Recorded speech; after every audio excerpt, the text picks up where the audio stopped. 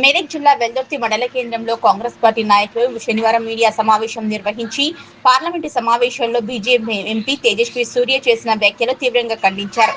ఈ సందర్భంగా మండల కాంగ్రెస్ పార్టీ అధ్యక్షులు మహేష్ రెడ్డి మాట్లాడుతూ తెలంగాణ ఆంధ్రప్రదేశ్ విభజనను ఇండియా పాకిస్తాన్ విభజనతో పోల్చడం అన్యాయమని ఆగ్రహం వ్యక్తం చేశారు. ఇటువంటి వ్యాఖ్యలు తెలంగాణ ప్రజల ఆత్మగౌరవాన్ని దెబ్బతీసేవని అన్నారు. తెలంగాణ రాష్ట్రం ఆవిర్భావం కోసం ఎన్నో సంవత్సరాలు ప్రజలు పోరాటం చేశారని, అలాంటి చారిత్రాత్మక ఉద్యమాన్ని అవమానించేలా మాట్లాడటం తగదన్నారు. బీజేపీ పార్టీకి మొదటి నుంచే తెలంగాణ పట్ల చిత్తశుద్ధి లేదన్నారు.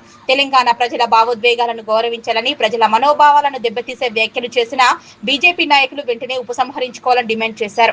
ఈ సమావేశంలో కాంగ్రెస్ పార్టీ మండల అధ్యక్షులు మహేష్ రెడ్డి, రాష్ట్ర ఫిషర్మెన్ కార్యదర్శి తల్లారి మల్లేష్, పార్టీ అధ్యక్షులు నరసింహారెడ్డి తదితరులు పాల్గొన్నారు. గత 2 రోజుల క్రితం పార్లమెంట్లో జరిగిన చర్చలో బీజేపీ ఎంపీ తేజస్వి సూర్య మాట్లాడుతూ తెలంగాణ ఆంధ్ర విభజించిందో పాకిస్తాన్ భారతదేశం విభజన కంటే ఘోరంగా విభజన జరిగింది అని జరిగింది. మరి ఎంపీ గారు మరి అప్పుడు వాళ్ళ పార్టీ కూడా మద్దతు ఇచ్చినమని చెప్పుకుంటున్నటువంటి పార్టీ కూడా వాళ్ళ పార్టీని మరి తెలంగాణ ప్రజల అస్తిత్వాన్ని, తెలంగాణ అమరవీరుల త్యాగాలను పూర్తిగా అవహేళన చేయడం జరిగింది. బీజేపీ వాళ్లకు తెలంగాణ పట్ల ఎటువంటి చిత్తశుద్ధి లేదు. గతంలో కూడా అమిత్ షా గారు మరి గద్దరు కూడా అవమానించడం జరిగింది.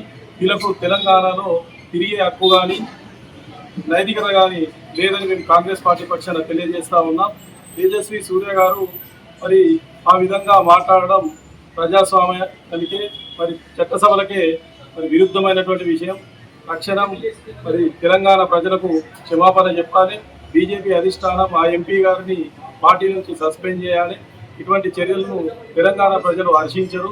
రాబోయే కాలంలో కూడా బీజేపీకి తెలంగాణలో మరి ఎటువంటి అస్తిత్వం ఉండబోదు అనే విషయాన్ని కూడా తెలియజేస్తా ఉన్నాం.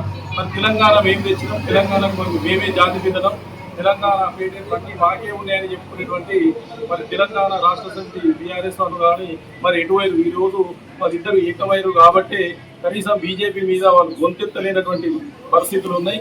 ఇటువంటి దాన్ని కాంగ్రెస్ పార్టీ పూర్తిగా ఖండిస్తా ఉంది.